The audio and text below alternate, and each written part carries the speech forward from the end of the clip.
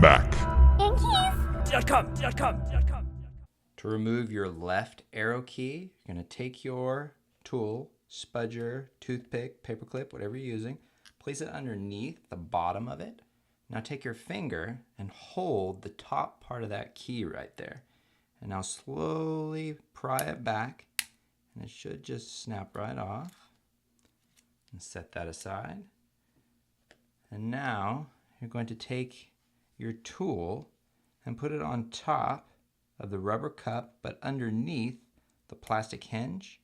Oh look, and that just snapped right off. Normally you kind of have to pry it back a little bit, but that just came right off. So now you can take your fingers, just grab it. It's a pretty small little piece.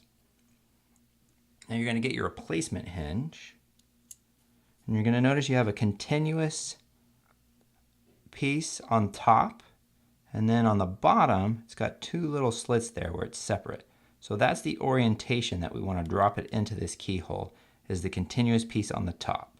So grab that and you just kind of drop it in the hole. It's kind of small.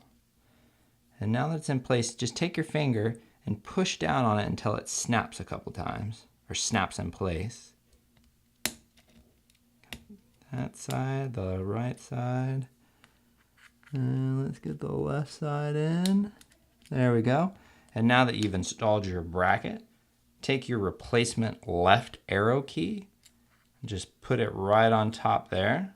And now to get that installed, you're just going to push down on it until it clicks in place.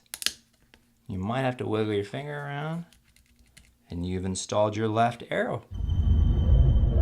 Back. Ghz.